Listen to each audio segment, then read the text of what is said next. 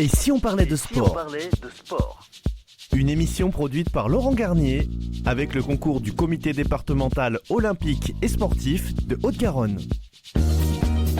Bonjour à toutes et à tous, très heureuse de vous accueillir pour cette 42e émission de Et si on parlait de sport? Avec Laurent Garnier, nous allons avoir le plaisir de vous parler de sport, mais surtout de donner la parole à ceux qui font le sport. Bonjour Laurent. Et bonjour Pauline. Bonjour à Brigitte Linder et son équipe du comité départemental olympique et sportif de Haute-Garonne, Clara, Norbert et Nils, qui nous font confiance et nous accompagnent pour la réalisation de cette émission. Pour cette 42e émission, nous accueillons Vanessa Morales, ultra-traileuse et alpiniste française, Claudine Serpeau, présidente du comité interdépartemental de Midi-Pyrénées d'Aïkido et de Budo et vice-présidente de la Ligue Occitanie Aïkido, Jean-François Fabre, chargé d'enseignement national et technicien auprès de la fédération ainsi que professeur au club de Muret, Dominique Vental, chargé de communication au comité interdépartemental de Midi-Pyrénées d'Aïkido et de Budo et de la Ligue d'Occitanie, Alexis Piquemal-Barou, responsable de la commission jeunes au sein du comité interdépartemental Midi-Pyrénées, ainsi que Bernard Pujol, chroniqueur et membre du comité directeur de rugby de Haute-Garonne. Bonjour à tous et bienvenue dans cette émission. Oui Pauline, et au sommaire de cette émission, de cette 42e émission, à la découverte du trail, ou plutôt on devrait dire de l'ultra-trail, l'art de repousser ses limites en pleine nature, cette discipline qui allie course à pied et communion avec la nature, connaît un engouement grandissant ces dernières années. C'est dans cet univers sauvage et exaltant que nous plongeons aux côtés de Vanessa Morales, recordwoman de l'ascension du Kilimandjaro, une athlète passionnée et émérite de cette pratique. En deuxième mi-temps, nous changeons d'art pour l'art de l'harmonie et de la non-violence. Nous vous proposons d'aller à la découverte de l'aïkido. Souvent décrit comme l'art martial de la paix, l'aïkido est bien plus qu'une simple méthode de défense, c'est une philosophie incarnée dans une pratique physique, un art qui vise à cultiver l'harmonie avec soi-même, avec les autres et avec l'univers qui nous entoure. C'est un art de vivre qui offre une voie vers la paix intérieure et extérieure à travers la pratique physique et mentale et spirituelle. Mais avant le coup d'envoi de cette 42e émission, place à l'avant-match et aux principaux résultats sportifs de la semaine. Et si on parlait de sport? Avant-match. Oui, place aux principaux résultats sportifs de la semaine. On va commencer avec le ski alpin, Laurent. Et oui, c'est la fin de saison, Pauline, sur le ski alpin. Et donc, il y avait la Coupe du Monde à Saalbach, en Autriche, ce week-end. Et malheureusement, les chutes de neige et le vent qui ont perturbé cette dernière descente de l'hiver, ce qui a conduit le Suisse Marco Odermatt à remporter le globe de la spécialité, devançant ainsi notre Français Cyprien Sarrazin. Et en snowboard cross, Coupe du Monde au Mont-Sainte-Anne au Canada. Après 10 ans de quête, Chloé Trespech a enfin décroché au Canada, à l'aube de ses 30 ans, le gros globe de cristal dont elle a longtemps rêvé. On passe au ski freestyle, Coupe du Monde à Silva Plana en Suisse. Les finales ont été annulées en raison à nouveau de la météo, mettant ainsi fin à la dernière manche de la Coupe du Monde et de la saison. Malgré cela, Test les deux a réussi à décrocher sa 3e victoire de l'hiver grâce à sa première place lors des qualifications. Et en ski et snow freeride, le World Tour Ski Extrême à Verbier en Suisse. Après le sacre de Victor Delerue, la snowboardeuse Anna Martinez et la skieuse Astrid Schellus étaient en lice vendredi pour le titre mondial. Elles terminent toutes les deux à la 2e place de la saison 2024. Toujours sur le ski de vitesse, c'était les mondiaux et le français Simon Billy a remporté dimanche à Vars les championnats du monde pour la 3e fois. Et passons au patinage artistique et les mondiaux de patinage à Montréal au Canada. Le français Adam Siao Imfa a décroché la médaille de bronze grâce à une impressionnante remontée dans une compétition remportée par l'américain Ilya Malinen. Et en ce qui concerne les mondiaux de patinage de danse sur glace, s'il reste à distance des tenants américains Choc et Bates, les Français Evgenia Lopareva et Geoffrey Brissot se sont glissés à la 7e place de la danse rythmique des mondiaux vendredi. Loissa Demougeot et Théo Lemercier sont 11e. Là, on va revenir un petit peu sur terre avec l'athlétisme et l'ultra-trail, puisque nous en parlerons avec notre invité tout à l'heure.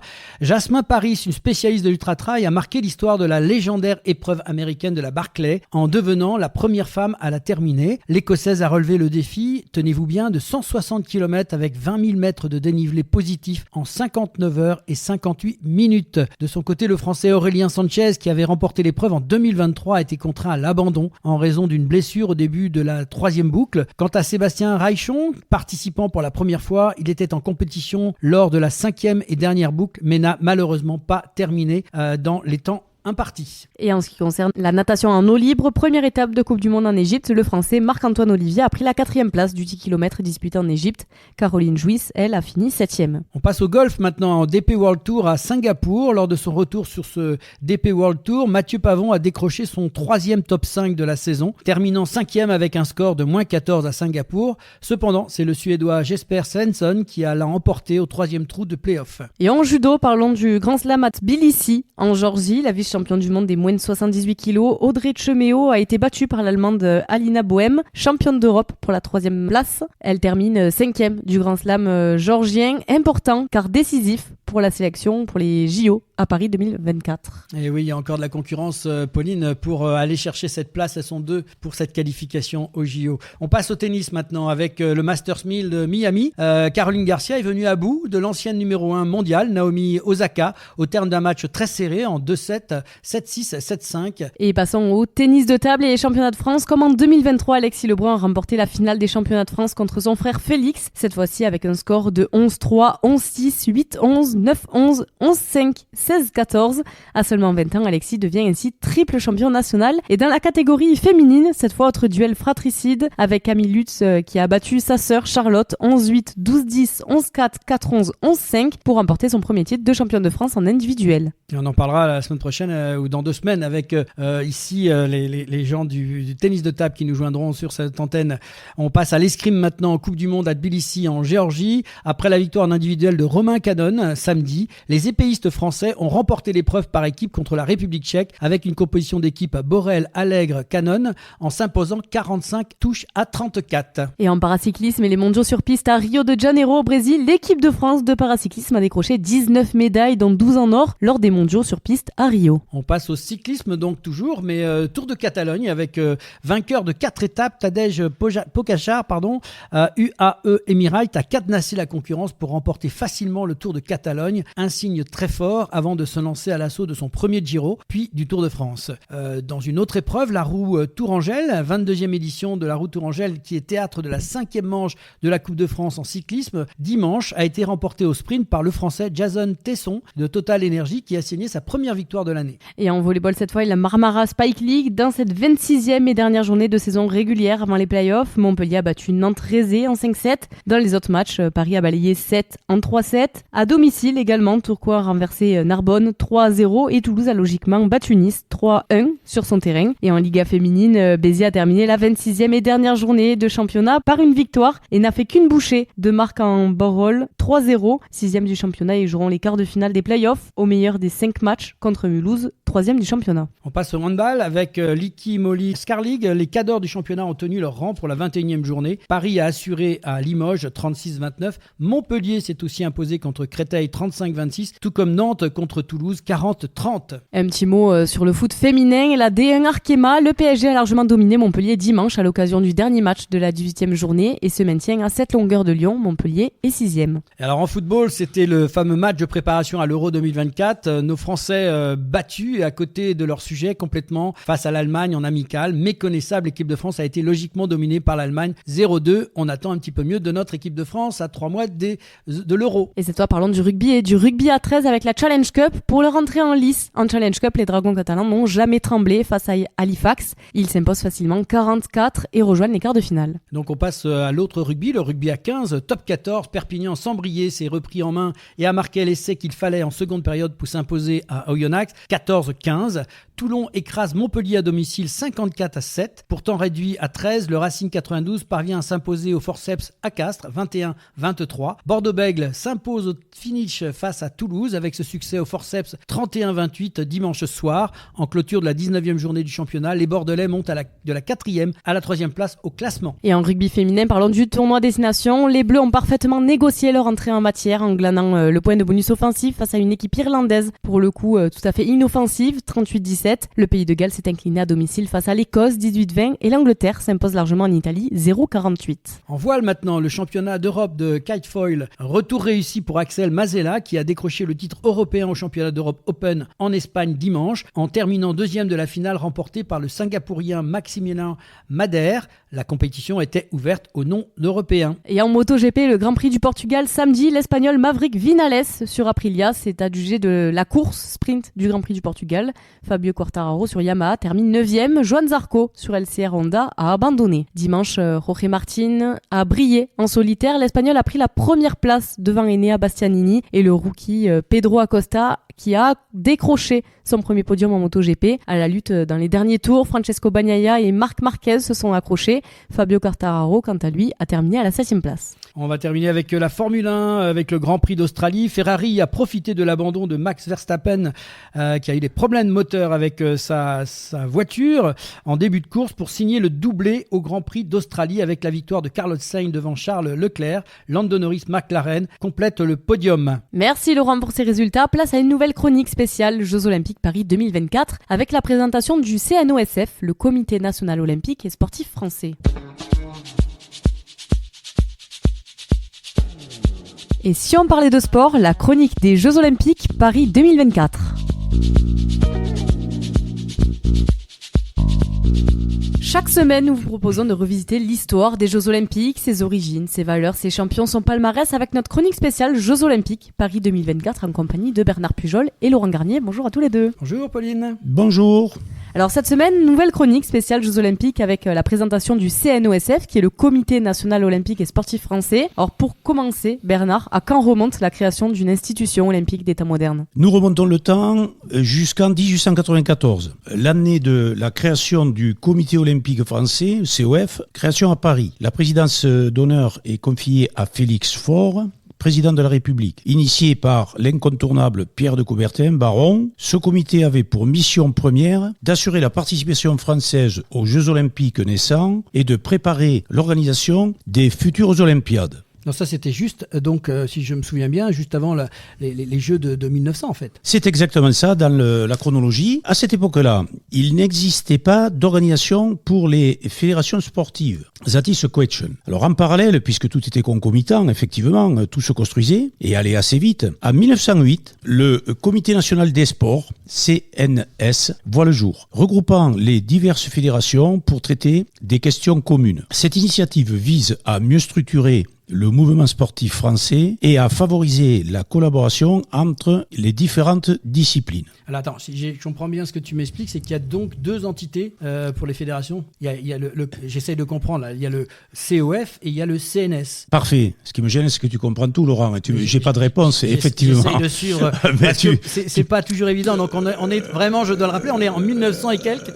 Donc voilà, ça se construit en fait. C'est ça que tu es en train de nous expliquer. C'est exactement ça et ça se consolide. Donc on a dit COF, Comité olympique français, pour pas fatiguer les gens de sigles, et le Comité national des sports se rapprochent. Donc en 1908, le Comité national des sports voit le jour. Il regroupe diverses fédérations pour traiter des questions communes. Cette initiative vise à mieux structurer le mouvement sportif. C'est ce que je venais de dire. D'accord. En 1913 marque un tournant majeur avec effectivement le rapprochement qui répond à ta question entre le COF et le CNS, ainsi donnant naissance à une entité unifiée avec des objectifs communs. Nous revoilà avec le baron Pierre de Coubertin, figure incontournable et emblématique du mouvement olympique, assume alors la présidence conjointe du COF et du CNS, insufflant ainsi son énergie et sa vision à cette nouvelle institution. Au fil des décennies, le COF évolue pour devenir juridiquement indépendant en 1952, tandis que le CNS poursuit son travail auprès des fédérations sportives, traitant des sujets transversaux et promouvant les intérêts communs du mouvement sportif français. Donc Laurent, effectivement, on se retrouve maintenant unifié et est-ce qu'il existait toujours des chemins parallèles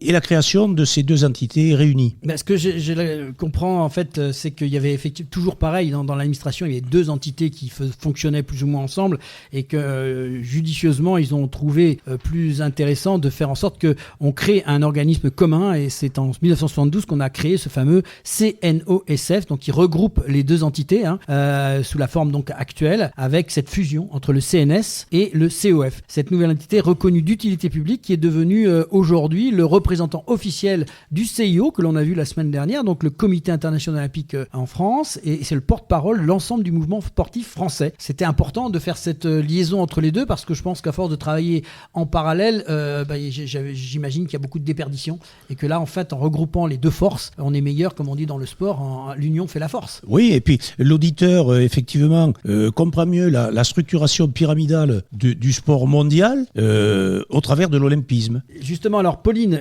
comment est structurée cette nouvelle organisation ? Alors, dans un premier temps, il y a le bureau exécutif qui est chargé de mettre en œuvre les politiques du CNOSF et de superviser ses activités. Il est renouvelé tous les 4 ans au début de chaque Olympiade. Il est composé de 12 membres qui est élu par le conseil d'administration sur proposition du président nouvellement élu. Depuis le 6 juillet 2021, le bureau exécutif est également enrichi d'un bureau exécutif élargi, incluant d'autres administratrices et administrateurs du CNOSF pour participer à ces débats mensuels. Donc il y a effectivement donc un conseil d'administration et puis derrière donc on a un président qui donc est élu. Lui, comment il est élu en fait ? C'est ça, en septembre 2023, lors du conseil d'administration du CNOSF, c'est David Lapartien qui a été élu président du CNOSF. Il est aussi président de l'UCI, l'Union cycliste internationale, et membre du CIO. Il a été élu président du Comité national olympique et sportif français avec 36 voix sur 44 exprimées et une abstention. Son mandat se terminera en 2025, aligné sur celui de sa prédécesseur Brigitte Henrique, qui, elle, a démissionné.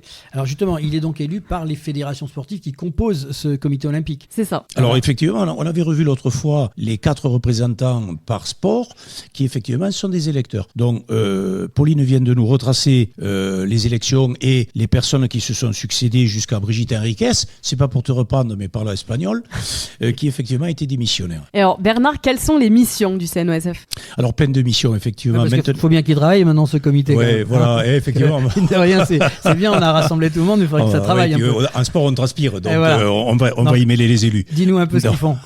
Donc plus sérieusement et en gardant la bonne humeur, les missions du CNOSF sont évidemment multiples et variées. En tant que représentant du CIO, il s'attache à diffuser et à défendre les valeurs de l'olympisme, tout en assurant la promotion du sport et de ses principes éthiques en France et à l'international. Ce même comité national joue également un rôle crucial dans la conduite des délégations françaises lors des Jeux olympiques et dans la sélection des villes candidates à l'accueil de ces événements majeurs. Il participe également et activement à la promotion de l'éducation olympique, à la lutte contre le dopage, la défense de l'environnement, s'engageant ainsi dans des actions socialement responsables et bien sûr l'égalité hommes et femmes, les addictions, la loyauté et on oubliera certainement beaucoup d'adjectifs. Et au niveau national, Laurent, pour revenir à notre France, comment ça marche ?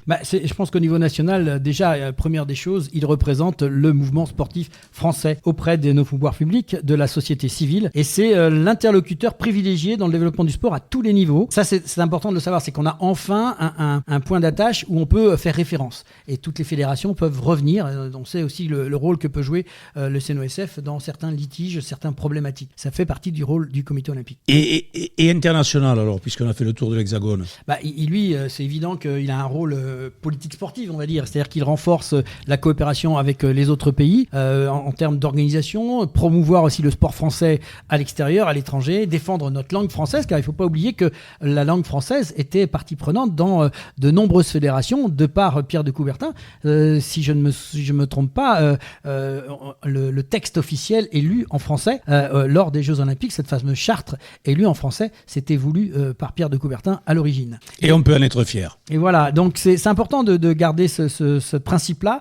Maintenant, il a une mission précise près des fédérations sportives, mais Pauline, tu peux m'en dire un petit peu plus sur ces missions ? Oui, le CNOSF prend en charge la coordination et la direction des délégations sportives françaises lors de nombreux événements multisports à travers le monde. Ils sont nombreux, mais je vais quand même les citer. Il y a les Jeux Olympiques d'été et d'hiver, les Jeux Olympiques de la jeunesse d'été et d'hiver, les Jeux mondiaux, les Jeux européens, les Jeux méditerranéens, les festivals olympiques de la jeunesse européenne d'été et d'hiver, les Jeux mondiaux de plage, ainsi que les Jeux méditerranéens de plage. Celui-là, je veux bien.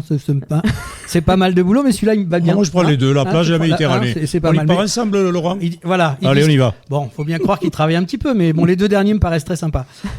Et le CNOSF joue aussi un rôle crucial dans le soutien et l'accompagnement du mouvement sportif français en agissant de la manière suivante. Dans un premier temps, en fournissant des services aux membres et aux organes déconcentrés dans le but de favoriser le développement de leurs activités et de manière plus générale de promouvoir la pratique sportive. Et dans un deuxième temps, en travaillant à ce que le sport français réponde de manière collective aux grands défis sociétaux tels que la lutte contre les violences et les discriminations, la promotion de la mixité, le développement durable, la santé, l'éducation et l'inclusion. Le CNOSF est responsable de la conciliation préalable dans le processus de résolution des litiges sportifs, une mission de service public confiée par le législateur. Alors, je viens d'en parler, Bernard, des organes déconcentrés qui sont le CDOS et le CROSS. Est-ce que tu peux nous en parler un peu plus ? Bien sûr, il faut en parler pour bien comprendre la structuration pyramidale et les retombées. Il faut savoir qu'en 2015, nous le savons, c'est un peu orgueilleux de dire vous le savez, la loi NOTRe, en 2015, a réparti le territoire dans un découpage nouveau. Les territoires que l'on connaissait, puisqu'en Occitanie, pour prendre l'Occitanie, qui regroupe 13 départements administratifs, a demandé par le ministre de tutelle à ce que les fédérations s'apparentent et s'approprient ce même découpage. Bien entendu, ces territoires devenant très importants en superficie et en distance, il y a été une organisation sur un comité régional qu'on appelle CROSS, Comité régional olympique et sportif. J'allais te demander, parce que le CROSS, ça ne nous parle pas forcément. Oui, puis à notre âge, ça s'éloigne. Le CROSS et le CDOS, donc c'est important. Le CROSS, c'est Comité régional olympique. Et donc, effectivement, les 13 départements qui consolident l'Occitanie, et nous sommes dans les murs de nos amis du CDOS 31, c'est le comité départemental olympique et sportif de Haute-Garonne, qui effectivement est l'élément et l'organe déconcentré, Pauline, de proximité pour les clubs et pour les pratiquants. Voilà comment se structure le CNOSF, comme toutes les fédérations sportives, et c'est décliné par cette loi NOTRe. Et parlons éthique et déontologie, puisque le CNOSF est en charge de ces valeurs, Laurent. Oui, en fait, il est en charge de la charge de l'éthique et de la déontologie du sport. C'est de sa responsabilité. Une charte qui a été adoptée à l'unanimité lors de l'Assemblée générale du CNOSF le 23 mai 2022 et élaborée par le comité de déontologie succédant à la précédente adoptée il y a 10 ans, le 10 mai 2012. Cette charte doit être intégrée maintenant dans les fédérations affiliées au comité national olympique sportif français et éventuellement en l'adoptant ou en la complétant afin de créer des chartes spécifiques à chaque discipline sportive. C'est important de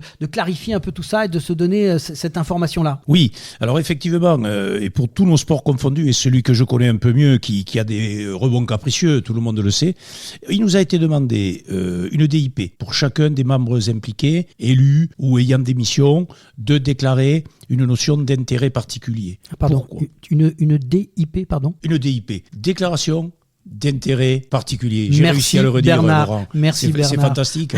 Donc, effectivement, de là, il faut se conformer à la charte pour éviter les conflits d'intérêts potentiels et effectivement voir et faire en sorte que le sport soit propre, qu'il n'y ait pas des confusions d'intérêts et qu'on optimise absolument la clarté et le côté vertueux et moral de nos sports. Alors c'est un guide pour le comportement de tous les acteurs du monde sportif. Voilà.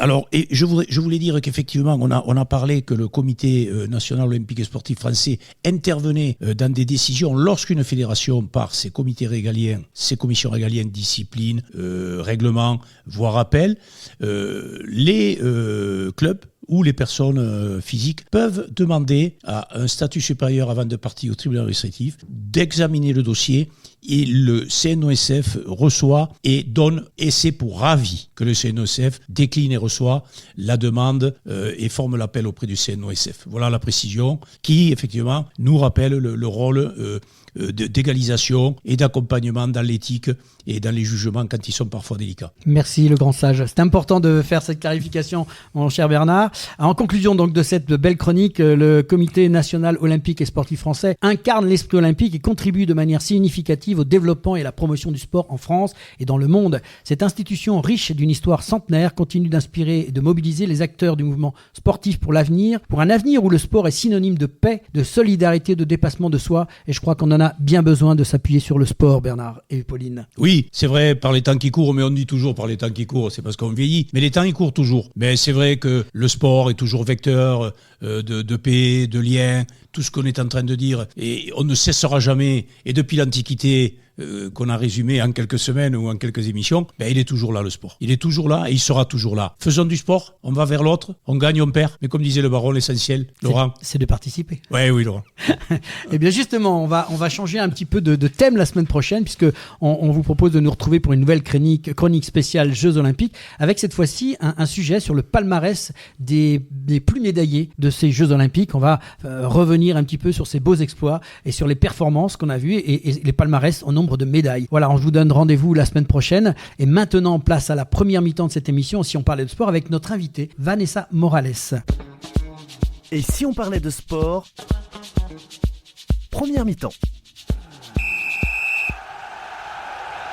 Retour dans l'émission et si on parlait de sport, nous avons le plaisir de recevoir Vanessa Morales, ultra-traileuse française, recordwoman de l'ascension du Kilimandjaro. Bonjour Vanessa et merci d'avoir accepté notre invitation. Bonjour. Alors dans un premier temps, qui est Vanessa Morales ? Est-ce que vous pouvez vous présenter en quelques mots ? Alors Vanessa Morales, c'est une Catalane originaire de Font-Romeu et puis je me considère plus comme une ultra-montagnarde qu'une ultra-traileuse en fait. C'est vraiment un mix d'alpinisme et course en montagne. Voilà, et à la base, je suis issue du patinage artistique. Donc en fait, j'ai mixé la glace, l'ultra, et ça fait une ultra-montagnarde. Alors justement, comment avez-vous découvert votre passion pour l'ultra-trail et l'alpinisme ? En fait, ça s'est fait assez naturellement.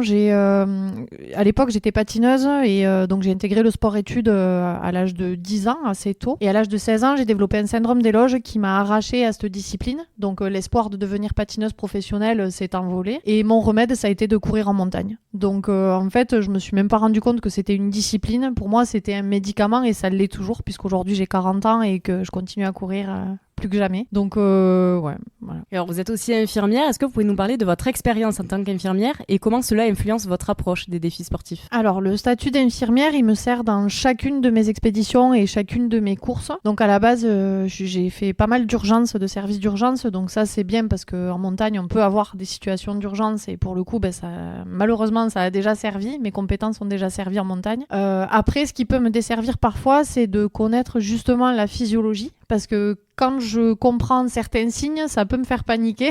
Donc des fois, j'aimerais effacer un petit peu mes compétences infirmières pour moins angoisser en montagne. Mais voilà, ça me permet en tout cas aujourd'hui de médicaliser des expéditions, de paramédicaliser des expéditions sur le Kilimandjaro notamment. Et moi, d'avoir mon propre suivi, on va dire, sur mes entraînements, sur mes ultra-distances. Où voilà, j'ai quelques notions sur le digestif, l'altitude... Donc ça aide plutôt bien. Alors justement, vous venez de commencer à en parler. En février dernier, vous avez réalisé pour la 8e fois l'ascension du Kilimandjaro en compagnie d'Olivier, 60 ans atteint d'un cancer incurable. Il vous a d'ailleurs contacté après avoir vu le documentaire 15 pour un sommet sur une expédition réalisée il y a 2 ans avec notamment David Berti, que nous avons reçu à l'antenne il y a quelques semaines. Qu'est-ce qui vous motive à accompagner des personnes malades dans leur exploit comme l'ascension du Kilimandjaro ? En fait, ce qu'on ressent là-haut, j'arrive pas forcément à l'exprimer, mais c'est tellement fort que à chaque fois que moi je monte par exemple à 6000 mètres d'altitude, quand je redescends, j'ai l'impression d'avoir pris un second souffle, une nouvelle vie, voilà, un nouveau move très positif. Et le fait d'accompagner des personnes malades, en gros, c'est venez voir ce que je vis, vous verrez, c'est génial. Donc je l'appelle le Kili-thérapie parce que clairement, notamment Olivier que j'ai accompagné donc en février, c'est tout récent, ce monsieur il est en soins palliatifs et là d'un coup, ok, on parlait de sa fin de vie, mais en fait c'est ce qui lui reste à vivre qui est super intéressant parce que depuis qu'il est rentré, il est médiatisé, il se retrouve à faire des trucs qu'il n'aurait pas vécu sans ça. Donc voilà, c'est vraiment un Kili-thérapie et puis moi ça me permet de relativiser aussi beaucoup de choses et d'être beaucoup plus forte sur mes courses. Alors comment ça c'est ? Nous on a reçu David Berti il n'y a pas longtemps avec justement Didier Don, plein d'émotions. Vraiment on est sorti de cette émission c'est énorme. Les gens qui étaient autour de la table aussi des frissons dans ce qu'il nous a raconté. Comment vous l'avez vécu ? Lui étant justement atteint de sclérose en plaques, c'est ça. Vous de l'autre côté, comment vous l'avez vécu cette ascension de David justement ? Alors David c'est un très bon ami à moi et en fait il a été moteur pour moi quand j'ai été chercher le record du monde féminin sur le Kilimandjaro. C'était le parrain de cette expédition. Donc quand je suis rentrée avec un record du monde, c'était évident pour moi de devoir l'amener là-bas. Il fallait qu'il ressente ce que j'ai ressenti le jour où j'ai validé mon record grâce à lui. Et en fait, c'était un peu ma contrepartie. Grâce à toi, j'ai été forte et j'ai claqué un record du monde. Donc, viens. Maintenant, c'est moi qui te donne... voilà. Et pour la symbolique rugby, on avait monté une équipe de 15 anciens joueurs. On avait Marc Lévremont, Thomas Castagnède, le frère d'Emile Ntamak. Enfin, il y avait pas mal de... Voilà, c'était vraiment esprit rugbystique. Et le fait de voir David toucher ce panneau au sommet, ça a été... il nous en a parlé avec l'émotion. Ouais, c'était très fort. C'était très fort. Lui-même, il nous l'a dit à l'antenne. C'était vraiment énorme. Donc, merci pour lui en tout cas. Et justement, en parlant de David, Olivier que vous avez accompagné, comment choisissez-vous les personnes que vous accompagnez lors de vos expéditions et quel impact cela a-t-il sur votre propre motivation ? Je pense que c'est les personnes qui me choisissent. Moi, je me permets pas de choisir. Par contre, j'étudie le projet. En fait, l'idée, c'est pas de mettre les gens en échec, bien au contraire. Donc, par exemple, pour Olivier, quand il m'a contacté, j'ai eu le mot soins palliatifs, cancer, ok. Mais en fait, on évalue. Donc là, la casquette d'infirmière, elle prend tout son sens. On évalue la pathologie, les risques liés à l'altitude, qu'est-ce qu'on peut faire et ne pas faire. Et j'étudie ça toujours c'est collégial, hein, il y a des médecins derrière. Moi, je suis qu'infirmière, donc. Et en fait, si c'est possible d'aller au sommet, on met tout en œuvre pour aller au sommet. S'il y a des risques, on va modifier l'objectif. Mais voilà. Et quels défis avez-vous rencontrés lors de vos expéditions, passées notamment lors de l'ascension du Kilimandjaro, et comment les avez-vous surmontés ? Au niveau médicalisation, parfois c'est très très chaud. Comme là, la dernière expédition, c'était assez tendu, on va dire, pour une infirmière en solo, parce que avec des pathologies graves comme celle d'Olivier, il y a plusieurs risques. Donc il y a tout à considérer. En fait, là, j'ai eu l'impression d'être un mécanicien. Ça pétait d'un côté, il fallait réparer une fuite, mais ça pétait de l'autre. Enfin voilà, c'était vraiment une mécanique au quotidien. Et après, j'ai vécu d'autres on va dire, circonstances un peu plus costauds à gérer parce que c'était l'urgence vitale, notamment sur le Kili à nouveau avec mon guide qui a failli mourir en 2019. Donc voilà, il y a des urgences aussi à gérer. Et puis au final, merci, j'arrive à prioriser pour le moment en tout cas les choses et j'espère que ça va durer. Alors bientôt, du 19 au 10 mai prochain, là, 19 avril, 10 mai prochain, vous allez être en stage d'entraînement à Font-Romeu. Là, on va revenir un peu dans la préparation. Vous allez dormir dans une tente hypoxique ainsi que vous allez vous entraîner dans une salle spéciale d'entraînement hypoxie. En quoi cela consiste-t-il et quelles sont les différences par rapport à un entraînement dit traditionnel ? Alors l'hypoxie, ça nous permet de simuler la haute altitude. Donc là, par exemple, j'ai ma tente de princesse au-dessus de mon lit qui peut monter jusqu'à 5000 mètres. Donc je dors les premières semaines à 2000, 3000, 4000. En fait, on joue une acclimatation comme si j'étais en montagne. La seule chose qui est différente avec la montagne, c'est qu'on n'a pas la pression atmosphérique. Donc en gros, on diminue l'arrivée d'oxygène. Donc ça met le corps dans un stress en fait diurne et nocturne, puisque à l'entraînement, je suis aussi en hypoxie. Et l'idée, c'est de finir les stages complètement rincés, avec un stress physique et physiologique qui est assez important. Mais du coup, quand on récupère, voilà, c'est à ce moment-là que le stage donne tous ses bénéfices. Et moi, l'idée, c'est de préparer donc une montagne qui est très très haute, puisque là, je suis montée à 6000 plusieurs fois. Là, je vais viser 7000 et après 8. Donc voilà, progressivement, c'est d'habituer mon corps à des altitudes très hautes, quoi. Alors justement, il y a de l'appréhension dans tout ça. Comment on gère des blessures ou les imprévus dans une préparation, dans vos expéditions et surtout comment, comme votre blessure que vous avez eue en septembre dernier? Justement, là, je suis en plein dedans parce que le 12 septembre, on m'a posé un diagnostic. Donc, j'ai la hanche droite qui est très malade. En gros, j'ai un lipome intraosseux, donc c'est une tumeur bénigne dans le col fémoral et une coxarthrose très évoluée. Donc là, pour tout vous dire, dans la semaine, je vais savoir si on me pose une prothèse totale de hanche ou pas. Donc, on prend la décision cette semaine. Après, je relativise parce que ma hanche sera beaucoup plus sûre avec une prothèse que ce qu'elle n'est aujourd'hui. Et puis, je me dis, me péter un col du fémur à 7000, si on peut éviter, c'est bien. Voilà, donc la gestion, c'est d'accepter ce qui se passe et de s'habituer. Souvent, la montagne, je pense que ça nous apprend à être humble et à s'adapter à toutes les situations. Donc, je m'adapte.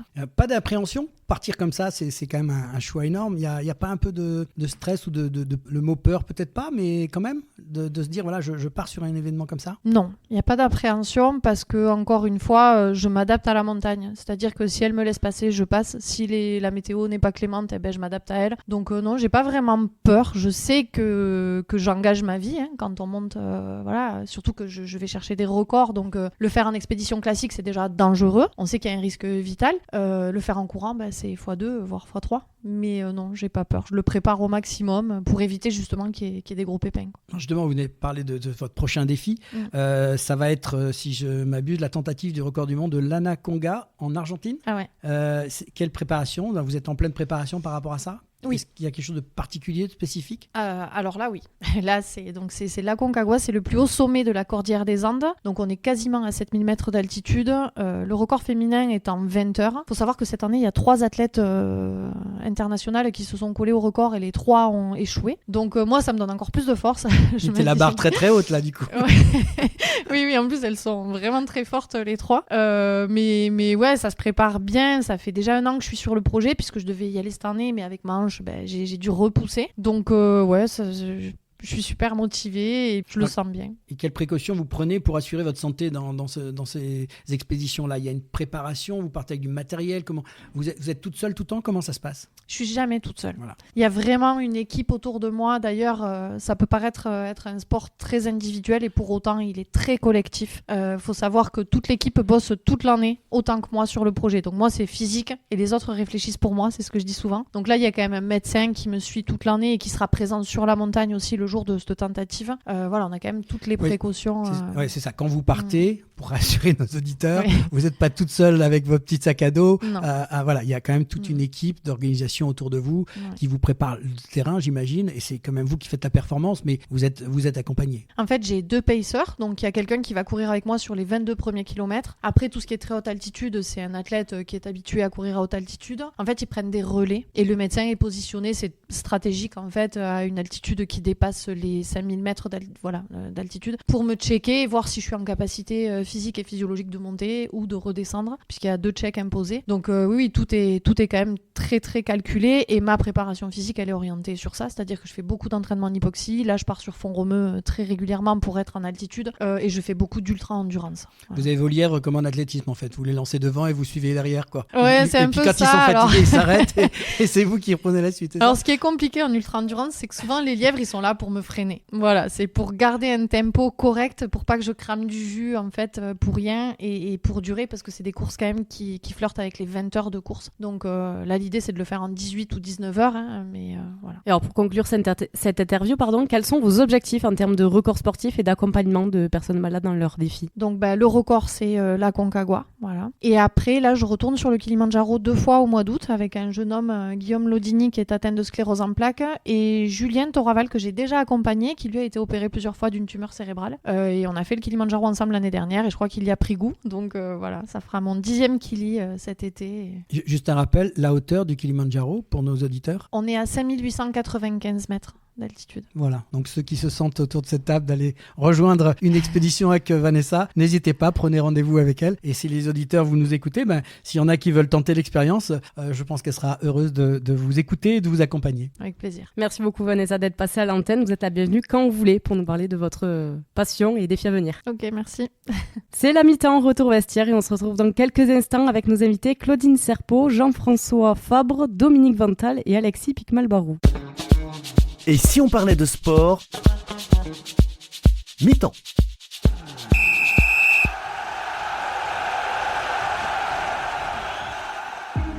Passionné de sport, vous souhaitez participer à son développement sur le territoire de la Haute-Garonne ? Alors ne cherchez plus. Le comité départemental olympique et sportif de la Haute-Garonne est là pour vous. Notre passion commune, l'excellence sportive et l'olympisme. Le CDOS 31 accompagne les comités départementaux et les clubs dans leur développement. Par des formations adaptées aux bénévoles et salariés pour développer leurs compétences, par l'organisation de multiples manifestations sportives dans lesquelles vous pouvez être intégré, à travers la mise à disposition de volontaires en service civique. Alors contactez le comité départemental olympique et sportif de la Haute-Garonne dès maintenant par mail contact@cdos31.org ou au 05 62 24 19 02. Ensemble, faisons briller la Haute-Garonne à travers le sport. Et si on parlait de sport, deuxième mi-temps. Et retour dans l'émission, et si on parlait de sport avec nos invités, Claudine Serpeau, qui est présidente du comité interdépartemental de Midi-Pyrénées d'aïkido et de budo, et vice-présidente de la Ligue Occitanie d'aïkido, on va dire le CID pour faire plus court. Jean-François Fabre, qui est lui entraîneur national, technicien auprès de la fédération, et qui est aussi professeur du club de Muret. Dominique Vantal, qui est chargé de communication au sein du CID, donc de Midi-Pyrénées d'aïkido et de budo, et à la Ligue aussi Occitanie d'aïkido, et Alexis Picmal-Barou, qui est responsable de la commission jeune au sein du CID Midi-Pyrénées. Bonjour à tous. Bonjour. Alors, je vous propose de faire un petit tour d'horizon pour qu'on vous découvre et qu'on apprenne qu'autour de cette table, il y a des gens qui font de l'aïkido, mais qui sont aussi à un bon niveau. Claudine, on va commencer par toi. Oui, si vous voulez. Voilà, donc est-ce que tu peux nous dire quelques mots sur ton parcours perso, sportif, et puis aussi sur cette passion que tu as de l'aïkido? Je ne suis pas tombée dedans toute petite, mais c'est arrivé quand même assez tôt, au moment où j'ai commencé à rentrer dans le monde du travail. J'avais manqué beaucoup de confiance en moi, j'étais pas du tout sportive, loin de là. Et puis un jour, j'ai eu un petit petit papier dans ma boîte aux lettres qui m'incitait à aller rendre visite à un cours d'aïkido. C'était sur Limoges. Et puis voilà, et depuis, j'en suis jamais sortie. Alors, un petit niveau quand même. Peut-être que tu es modeste, mais tu as quand même une des références. Alors maintenant, effectivement, petit à petit, parce que finalement, quand on démarre, on ne s'attend pas à tout ça. Et puis ça vient, voilà, ça suit son chemin. Et aujourd'hui, effectivement, je suis 5e dan d'aïkido. Et 2e dan d'aikikai, c'est ça? Oui, alors, donc on a les grades fédéraux. Donc Oui. je suis 5e dan au niveau fédéral. D'accord. Et on aura l'occasion de reparler dans l'historique de l'aïkido de la maison mère qui se trouve donc à Tokyo. Et donc on a également donc des grades qui sont aussi dispensés par l'Aikikai de Tokyo. Et donc, en annexe, tu es enseignante à Airbus. Aussi. Voilà. Voilà. Partie du parcours de Claudine. Donc, on va passer donc à la deuxième personne. Jean-François, tu travailles pour la Fédération française d'aïkido et tu es aussi professeur d'aïkido du club de Muret, on l'a dit. Quel est ton parcours qui t'a conduit, toi aussi, à l'aïkido? Alors moi j'ai toujours fait du sport dans ma vie et notamment pas mal de judo. Et au cours de mes études, j'ai rencontré quelqu'un qui avait un parcours assez similaire, qui avait commencé par le judo, qui faisait de l'aïkido, et qui m'a dit, écoute, tu as le matériel nécessaire, hein, le kimono, la ceinture, viens essayer. Et j'ai mis le doigt dans l'engrenage, et depuis, j'y ai bien plus que la tête. Alors, c'est pas un travail à plein temps, hein, loin de là, mais ça me prend pas mal de temps. Mais alors, donc, pour devancer ta question, peut-être, je suis 6e dan fédéral, et 6e dan aussi Aikikai, donc reconnu par la maison mère, hein, à Tokyo. Et cette passion, elle t'est venue comment? À part le judo, comment tu es rentré dans le circuit des arts martiaux? Alors le judo, je crois que c'est toujours des rencontres. J'avais un copain quand j'étais à l'école élémentaire qui avait un très gros niveau en judo. Ça m'a intéressé. Ce qui me manquait dans le judo, c'était de travailler l'ensemble des techniques. Le judo est assez branché compétition et on avait un travail qui était axé sur la compétition et c'était pas tellement ma tasse de thé. Ce que j'ai découvert dans l'aïkido, c'est justement le travail sur l'ensemble du répertoire, qu'on soit petit, qu'on soit grand, qu'on soit vieux, qu'on soit jeune, qu'on soit maigre ou gros. Tout est fait, même si certaines techniques sont un peu moins adaptées à la morphologie. On les travaille toutes parce que toutes les techniques sont aussi des outils de développement du corps. Et on travaille à droite, à gauche. J'anticipe peut-être un petit peu sur les questions suivantes. Mais voilà, on travaille sur des saisies, on travaille sur des frappes, on travaille à genoux, on travaille sur des attaques de face, des attaques qui viendraient de l'arrière. Donc moi, cette grande diversité... C'est ce qu'on retrouve un peu au kata du judo quand même. Alors oui, c'est vrai qu'on est parfois comparé, le travail en aïkido est parfois comparé à des katas. On est un petit peu plus libre pour avoir fait du judo et avoir donc fait les katas et où c'est extrêmement codifié. C'est pas tout à fait la même codification en aïkido. Ça obéit à un certain nombre de principes qui sont sur les postures, sur les placements, les déplacements, les mises en déséquilibre, la gestion de l'espace et du temps. Je crois que t'es lancé là. Il faut que je. Ouais, faut arrêter. On passe le ballon à côté parce que sinon, j'ai compris que t'étais bien parti. C'est super intéressant et comme j'ai fait du judo aussi, je bois ce que tu racontes. Donc on va passer à Dominique. Dominique, chargé de communication. Donc t'as plein de choses à nous raconter. T'es au comité donc au CID de Midi-Pyrénées et en même temps à la Ligue. Et comment t'es arrivé toi aussi dans le milieu de l'aïkido en fait? Alors bonjour, il y a 8 ans, j'ai jamais fait de sport. Et il y a 8 ans, par l'intermédiaire d'un ami qui m'a parlé d'aïkido, ce qui m'a plu, c'est qu'il n'y avait pas de compétition. C'est ça qui m'a plu, le travail de soi-même et puis le travail, comme a dit Jean-François, où on est tous du même niveau. Les gradés viennent aider les petits et les les étudiants ne sont pas mis dans un coin par exemple. Et c'est ça qui m'a plu et depuis j'y suis et quand je peux pas y aller ça me manque. Eh ben voilà, il est un petit peu plus court mais il a plein de choses à nous raconter aussi. On va passer à Alexis, lui qui est président donc du club de Cadour si je me trompe pas. C'est ça, président et surtout enseignant. Et enseignant de jeunes principalement d'après ce que j'ai compris. Alors toi aussi pareil, comment tu es venu à ça et ton parcours? Eh ben j'ai commencé jeune aussi, j'avais 15 ans, enfin ado du moins on va dire. J'avais 15 ans et depuis j'ai continué, je suis tombé dedans et je mange aïkido matin, midi et soir depuis 18 ans maintenant. Voilà, donc j'ai atteint ma majorité d'aïkido. Et donc tu t'occupes de jeunes aussi, tu les prépares, Voilà, ça fait depuis. J'ai commencé d'ailleurs l'enseignement auprès des jeunes. J'ai voulu retransmettre ce que j'ai appris et ce que j'apprends encore aujourd'hui. Voilà, je suis 3e dan et donc il me reste encore beaucoup à apprendre. Pour attraper les copains, de mes anciens.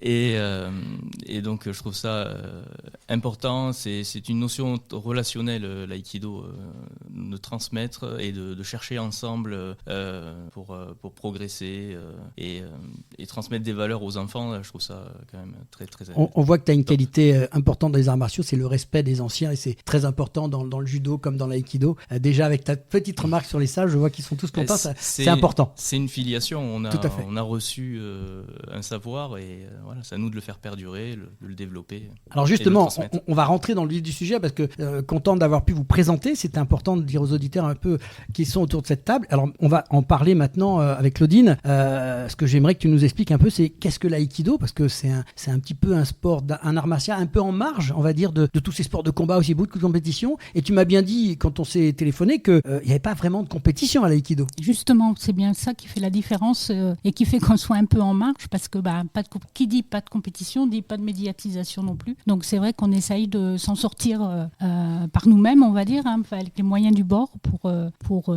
faire connaître la discipline. Alors justement, un peu d'histoire sur ce sport. Tu peux me Alors déjà, c'est un art martial japonais, donc qui est récent, relativement récent, puisque en fait il date du début du XXe siècle, avec donc le fondateur maître Ueshiba, qui a développé cet art à partir d'anciennes techniques d'arts martiaux. Il n'est pas démarré comme ça de rien du tout, mais voilà, il s'est basé de toutes les connaissances qu'il avait en arts martiaux pour pouvoir développer son propre, ce qu'il a appelé ensuite Aikido dans les années 40. Donc au Japon, avec la guerre, en fait, ça a été aussi un art martial qui a été reconnu et autorisé à être pratiqué, parce que reconnu comme étant un art de la paix, puisque c'est la défense, et puis l'idée en fait de tout ce qu'on fait, tout ce qu'on pratique, les techniques, c'est d'amener en fait l'autre soit à une immobilisation, soit à le faire chuter, mais à lui faire comprendre que c'est mieux si on arrive à s'entendre en fait sur la finalité en fait voilà. Et quels sont les principes fondamentaux de l'aïkido et quelles sont les différences avec d'autres arts martiaux? Vous pouvez l'aider, la présidente, là, si vous avez des spécialistes, n'hésitez pas. Oui, justement, je pense que Jean-François va reprendre le flambeau. J'en ai déjà dit beaucoup tout à l'heure. Voilà, c'est sur un certain nombre d'attaques. L'idée, c'est de désarmer l'intention belliqueuse de l'agresseur potentiel. Et de l'amener, donc ce que vient de dire Claudine, à la chute, avec soit une projection, soit une immobilisation, et donc désamorcer cette intention, quoi. En Aikido, s'il n'y a pas d'attaque, il n'y a pas de réponse. La réponse doit toujours être proportionnelle à l'attaque. Et c'est comme ça que ça se passe. En Aikido, on travaille à deux et on parle de partenaire. Dans le dojo, c'est pas un adversaire, c'est un partenaire. Et j'aime bien une citation d'Albert Jacquard, qui je ne crois pas est fait de l'aïkido, mais qui disait que je n'ai pas à être plus fort que l'autre, j'ai à être plus fort que moi grâce à l'autre. Et c'est un petit peu ça. On dit souvent que celui à qui on travaille, c'est notre propre miroir et qui nous renvoie une image qu'on a à améliorer petit à petit. Alors l'aïkido est un art martial qui met l'accent sur la maîtrise de soi et la discipline. Quels sont les avantages de pratiquer cette discipline? Alors nous, on n'y voit que des avantages, bien sûr. Disons que c'est une discipline qui est quand même très, très complète, puisque l'ensemble du corps est mobilisé. Donc il y a un travail sur la souplesse, sur les amplitudes articulaires. Il y a un travail de cardio qui apparaît pas immédiatement, parce que quand on voit quelqu'un courir, par exemple, on voit tout de suite qu'il y a une dépense énergétique importante. En Aikido, ça se passe pas de la même façon, mais les techniques sont répétées des dizaines, des centaines de fois par cours. Ça veut dire qu'on chute aussi des dizaines, des centaines de fois par cours. Et donc, j'ai envie de dire qu'on fait des squats à longueur d'entraînement. Et donc, on travaille aussi le cardio. Et puis, on travaille aussi aussi, puisqu'on dit que c'est une discipline complète, on travaille aussi beaucoup le relationnel. Il y a tout ce qui passe par le fait de se toucher, entre guillemets, puisqu'il y a des saisies de poignets, des saisies d'étoffe. On est beaucoup dans le proximal.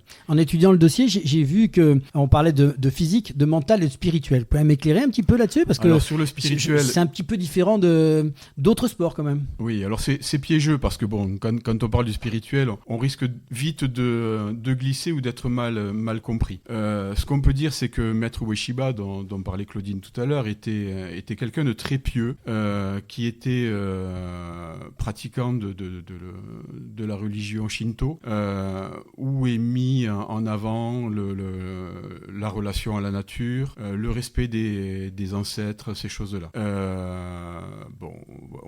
On commence en Europe à être un peu perméable à ces philosophies-là. Quand on regarde les dessins animés de Miyazaki, j'étais assez étonné d'être sensible, mais par le biais de l'aïkido. Vous allez toucher les jeunes avec ça, c'est ça qui est intéressant.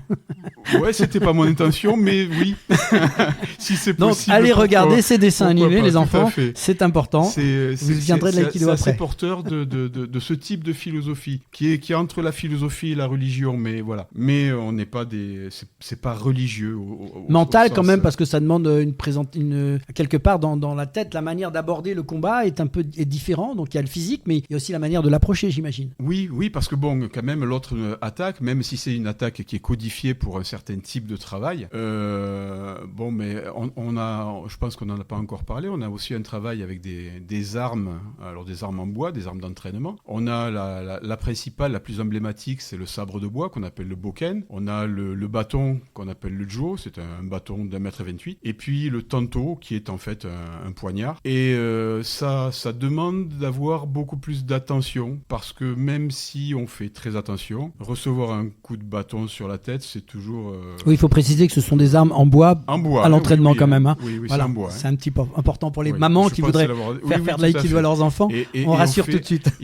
Alors pas par rapport à ça, il y a très très peu d'accidents en aïkido, c'est rare. Parce que justement, on met en place toutes les conditions pour que ça se passe bien. Alors pour revenir vite fait aux avantages de pratiquer l'aïkido, Alexis, vous aviez quelque chose à dire?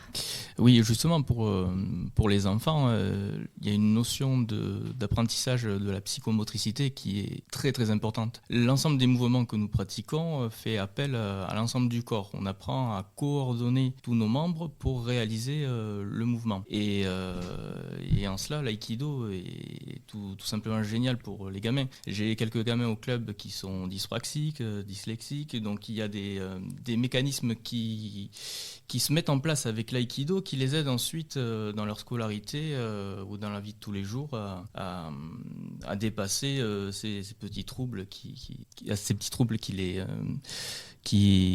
les embêtent en quelque sorte. Donc j'invite tous les parents qui souhaitent aider leurs enfants dans ces blocages, ces difficultés à découvrir l'aïkido. Ce qui est intéressant dans cette discipline, c'est un peu comme en judo, c'est de dire on utilise la force de l'adversaire pour le faire tomber ou le faire chuter. C'est-à-dire qu'en fait, il n'y a pas de coup porté directement, on va attendre l'attaque pour la dévier. Si je me souviens de mes cours, il y a quelques années, même plus longtemps que ça, où effectivement, ce qui était intéressant pour avoir fait du judo avant, c'est de se dire, voilà, il va venir vers moi et je vais utiliser cette force-là pour le faire chuter. C'est un des principes que le maître de l'époque nous avait appris et ça m'avait beaucoup marqué dans la suite de ce que j'ai pu faire en judo. Vous validez ? Oui, c'est tout à fait ça. C'est ce que je disais, je crois, tout à l'heure. C'est que s'il n'y a pas d'attaque, il n'y a pas d'aïkido. Pour compléter ce que disait Alexis, c'est qu'il parlait des jeunes. On conseille aussi l'aïkido pour les anciens, parce qu'on est sur du travail d'équilibre. Et justement, souvent, il y a des pertes au niveau de l'équilibre. Et le fait que ce soit sur des déplacements, etc., ça peut contribuer aussi à maintenir ce capital. Oui, c'est pour ça qu'on a aussi des sections qu'on appelle des seniors grands débutants, en fait, en aïkido. Alors justement, vous avez commencé à en parler. L'aïkido est accessible à tous. Et pour les personnes qui pourraient être préoccupées par la violence ou les blessures potentielles, y a-t-il des aspects de sécurité dans la pratique pratique de l'aïkido? J'ai envie de dire qu'il n'y a que ça. Comme je disais tout à l'heure, on a très peu d'accidents. Les mouvements d'aïkido, c'est un petit peu une pratique à fleuret moucheté. C'est-à-dire que ce sont des mouvements qui ont été imaginés il y a très longtemps par les samouraïs pour blesser ou pour tuer. Et le maître fondateur en a fait des mouvements qui sont non traumatisants. Alors il suffirait de les modifier encore un tout petit peu pour qu'ils le deviennent, mais on est toujours dans une logique de respect de l'autre, de respect de l'intégrité. Et c'est essentiel. Oui, et de toute façon, on démarre aussi toujours les cours par une préparation qui est adaptée justement et spécifique à l'aïkido et qui prépare autant au niveau respiration, au niveau articulation, au niveau étirement, voilà, et qui prépare également même au niveau des techniques qui vont être travaillées par la suite. Et vous parlez de cette discipline dans la région. Comment est organisé l'aïkido dans le département et la région? Donc au niveau Occitanie, donc il y a la Ligue d'aïkido FFAB Occitanie, et au niveau Midi-Pyrénées, donc la Ligue en fait elle a 2 CID dont on parlait tout à l'heure, les comités interdépartementaux. Il y en a un côté Midi-Pyrénées, c'est le nôtre, et il y en a un donc côté Languedoc-Pays catalan. Et après chacun en fait travaille sur son propre calendrier. Au niveau Ligue, on va dire qu'il se passe pas grand-chose, faut l'avouer, mais chaque CID en fait a perpétué ce qui se passait auparavant en fait dans les anciennes ligues Midi-Pyrénées ou Languedoc-Pays catalan. Et Dominique, responsable de la com, il valide ce que vient de dire la présidente par rapport à l'animation sur la région? Oui, c'est bien ça, oui, tout à fait. Bon, est-ce qu'il y a des grands événements que vous avez à nous annoncer à venir sur la région, sur le département, pour nous parler un peu d'aïkido? Alors on en a un, c'est le Salon international de Toulouse. Le Salon international de Toulouse où on sera présent du 12 au 21 avril. Donc venez découvrir, venez parler, venez essayer. De toute façon. Quand tu dis essayer, c'est qu'on pourra pratiquer sur place? Alors, on peut pratiquer surtout dans les clubs. Le mieux, c'est d'essayer dans un club. C'est la meilleure façon d'ailleurs de découvrir l'aïkido et puis de l'essayer. Il y a des clubs dans tous les départements. La liste des clubs est sur le site du CID. L'adresse, c'est aikido-midipyrénées.org. Vous allez dans la rubrique où pratiquer et vous trouvez l'ensemble de tous les clubs. Vous rentrez, vous demandez au professeur de faire un essai. L'essai est gratuit. Vous pouvez venir également le jour des portes ouvertes. Il y a des portes ouvertes dans tous les clubs, au niveau des cours d'initiation, par exemple.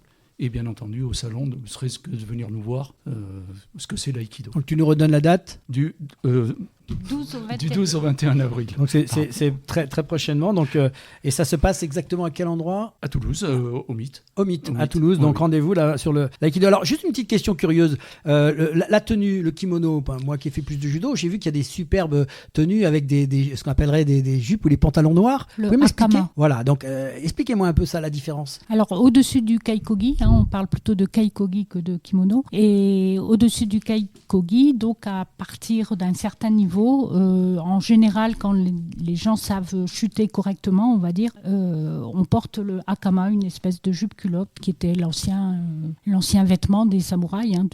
Ça donne des photos très jolies quand on voit la chute. C'est assez sympathique que j'ai eu l'occasion de regarder. Voilà, d'aucuns pensent que ça permet aussi de cacher un petit peu le mouvement, les déplacements, enfin voilà, d'être plus... Alors, dernière question à vous quatre. Merci en tout cas d'être venus. Mais dernière question, quels conseils vous allez pouvoir me donner pour des personnes qui veulent justement pratiquer l'aïkido? Essayez, rentrez dans un cours, rentrez dans un dojo, essayez. Voilà, c'est ça, exactement, il faut y aller. On en est la preuve quelque part, on a commencé et on y est encore, donc c'est un bon signe. Le dernier mot?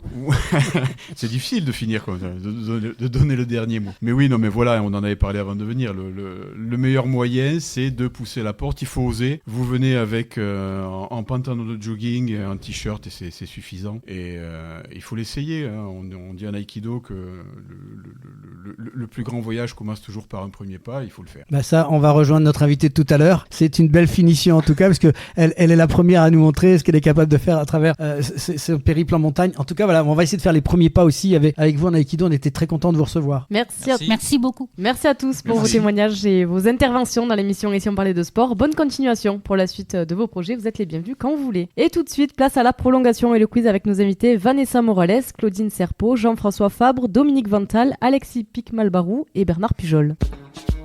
Et si on parlait de sport, la prolongation.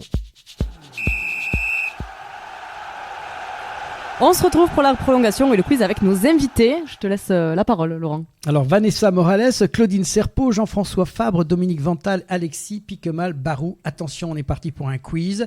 Je rappelle les règles du jeu. Je pose une question. Il y a 4 réponses possibles et je ne prends qu'une seule réponse. On est fair play, on est dans le sport. Donc, voilà, on a séparé les 2 équipes. Le principe, c'est de jouer et de s'amuser. Est-ce que vous êtes prêts, messieurs, dames de l'aïkido ? On y va. Donc, je dis bien l'équipe en face. Vous gardez la réponse pour vous, bien évidemment, puisque vous la connaissez a priori. Attention, quelle est la distance minimale généralement requise pour qu'un événement soit considéré comme un ultra-trail ? Je dis bien ultra-trail. Distance généralement requise. Première réponse possible, 10 km, 42 km, 50 km ou 100 km. La distance minimale généralement requise pour qu'un événement soit considéré comme un ultra-trail. On s'est concerté 100 km.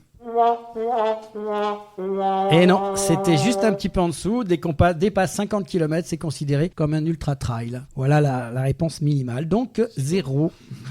On passe à nos amis de l'autre côté pour l'ultra-trail avec Vanessa et son joker, notre Bernard Pujol, pardon.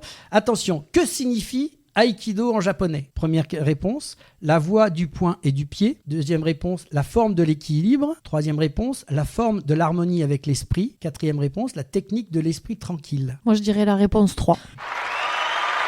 Voilà. Ils ont bien écouté tout à l'heure. Ça veut dire que c'est un sport, ce n'est pas un sport de combat dans le sens violence, mais dans cette harmonie de l'esprit. C'est un peu l'esprit de l'aïkido, comme vous nous l'avez expliqué tout à l'heure. Et pour quelqu'un qui est dans la nature, je pense qu'elle a réagi avec un peu de logique. Elle s'est dit, ça doit être ça la bonne voie. Donc, elle a bien suivi tout à l'heure. Bravo pour Vanessa et son compère Bernard Pujol. On revient à nos amis de l'aïkido. Quelle est la devise de Vanessa Morales, souvent citée dans ses interviews et ses publications? Elle a 4 possibilités à vous proposer. A, courir pour gagner. B, rien n'est impossible. C, la montagne m'appelle. Et D, aller au-delà de ses limites. Je répète, courir pour gagner. Rien n'est impossible, la montagne m'appelle, aller au-delà de ses limites. On va dire la montagne m'appelle. Vanessa? Moi, j'aurais dit rien n'est impossible. C'est aller au-delà de ses limites, ce que tu dis souvent dans les reportages. Alors, c'est ma devise. Donc le point compte pas, là, on est d'accord. Ouais, non, voilà, il y a contestation au niveau du jury. Je crois qu'effectivement, on va laisser à l'auteur sa phrase et je veux pas faire autrement. Ce serait bien qu'elle soit là, Vanessa, en fait, voilà. pour nous.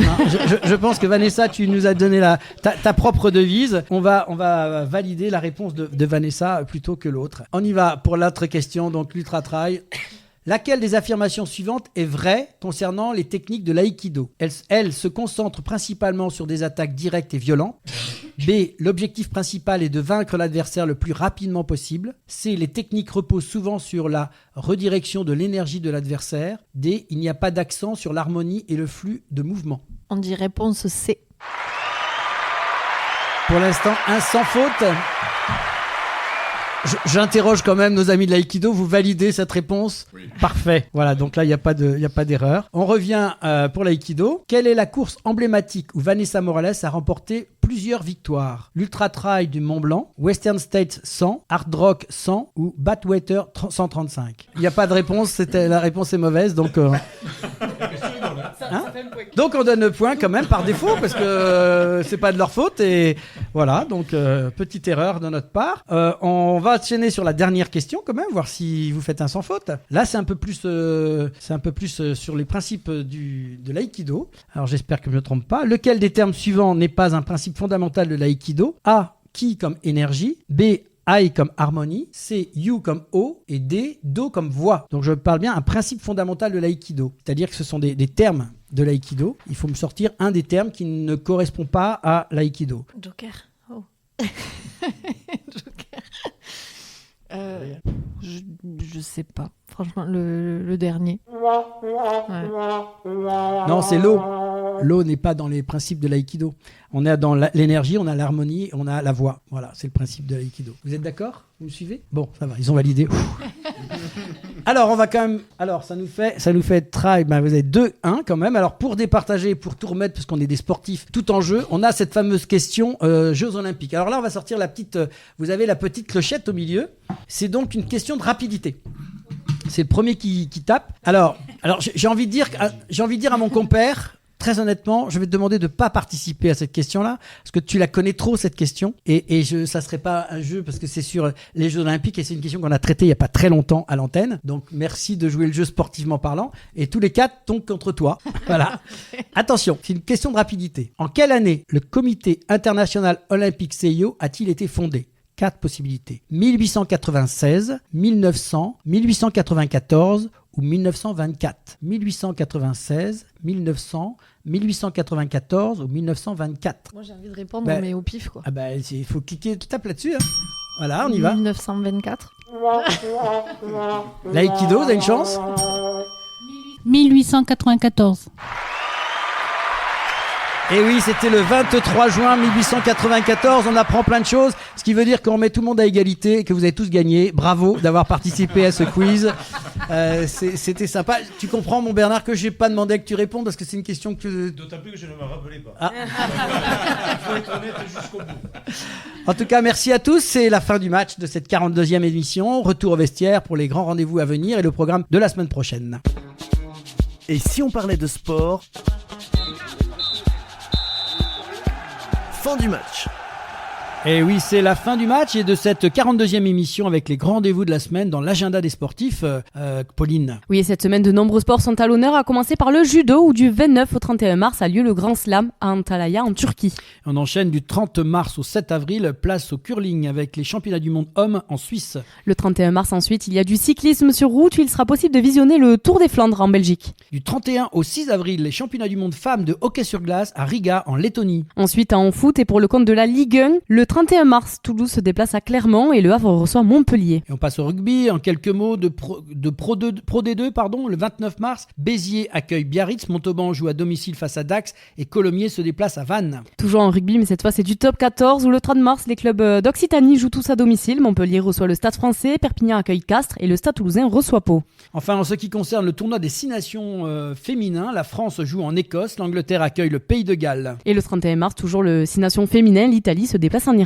Et au programme de la semaine prochaine, nous vous emmènerons à la rencontre du sport adapté, véritable symbole d'inclusion et de diversité qui offre à chacun la possibilité de s'engager pleinement dans une pratique sportive, quel que soit son handicap. Grâce à des aménagements spécifiques et un encadrement adapté, le sport adapté permet à tous, quelle que soit leur capacité physique ou mentale, de découvrir le plaisir de l'effort, de la compétition et de l'épanouissement personnel. Que ce soit sur le terrain, dans l'eau ou sur la piste, le sport adapté célèbre la diversité humaine et prouve que le dépassement de soi n'a pas de limite. En deuxième mi-temps, rendez-vous avec un sport dynamique et captivant, alliant la vitesse, l'agilité et précision. Joué sur une table divisée en 2 par un filet, ce sport requiert une concentration extrême ainsi qu'une coordination main-œil remarquable. Accessible à tous les âges et à tous les niveaux, le tennis de table est non seulement un excellent moyen de rester actif, mais aussi un formidable outil pour développer des réflexes rapides et une stratégie astucieuse. Que ce soit en simple, en double ou en équipe, chaque échange est une opportunité d'améliorer ses compétences et de savourer le plaisir du jeu. Port olympique, notre équipe de France sera cette année compétitive et pourrait prétendre à des médailles à l'occasion des Jeux Olympiques de Paris 2024. Pour en savoir plus,